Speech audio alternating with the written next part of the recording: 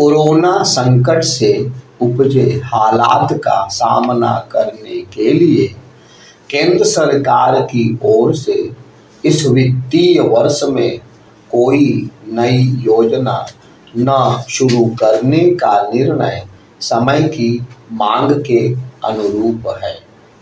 जब आर्थिक परिस्थितियां इसकी अनुमति नहीं देती कि नई योजनाएं शुरू की जा सके, तो फिर उचित यही है कि उन योजनाओं पर ही अधिक बल दिया जाए जो संकट का समाधान करने में सहायक बनती हैं।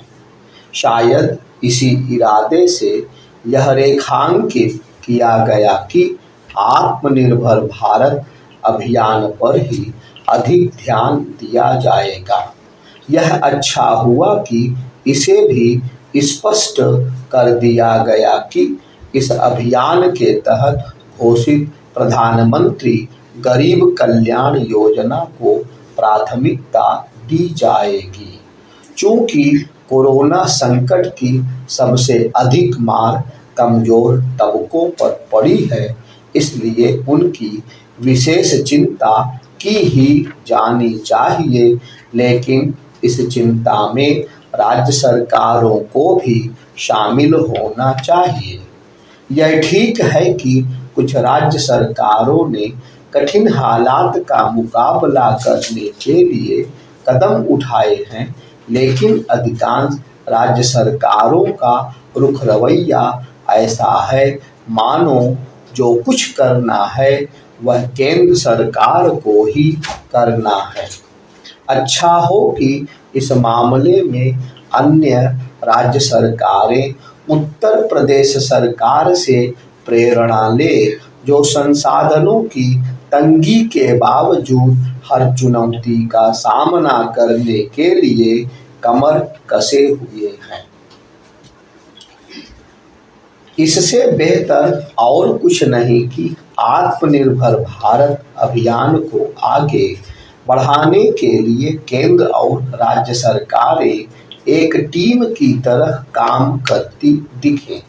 इस महत्वाकांक्षी अभियान को यथासंभव जमीन पर उतारने के लिए यह भी आवश्यक है कि केंद्र और राज्य सरकारें उन उपायों पर अतिरिक्त ध्यान दें जो तात्कालिक समस्याओं का समाधान करने में सक्षम हो।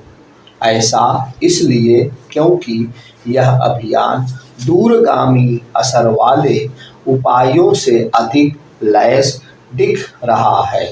प्रधानमंत्री ने आत्मनिर्भर भारत अभियान के जो मूल मंत्र तय किए हैं, उनमें आधारभूत ढांचा और तकनीक आधारित व्यवस्था भी है। यह समझने की जरूरत है कि सक्षम आधारभूत ढांचे और तकनीक आधारित व्यवस्था का निर्माण आनन फानन नहीं हो सकता। हालांकि प्रधानमंत्री यह स्पष्ट कर चुके हैं कि आत्मनिर्भरता का अर्थ स्वकेंद्रित होना अथवा संरक्षणवाद को अपनाना नहीं है, लेकिन यह तो आवश्यक है ही कि जहां तक संभव हो सके हम आयात पर अपनी निर्भरता कम करें। निसंदेह इसके नाम पर यह भी नहीं होना चाहिए कि जरूरी तकनीक और संसाधन हासिल करने से बचा जाए। इस सिलसिले में इसकी भी चिंता की जानी चाहिए कि इस अभियान को लेकर किसी तरह का संशय ना उपजने पाए। इसी तरह यह भी जरूरी है कि इसकी नियमित समीक्षा होती रहे कि यह अभियान सही गति से आगे बढ़ रहा है या नहीं।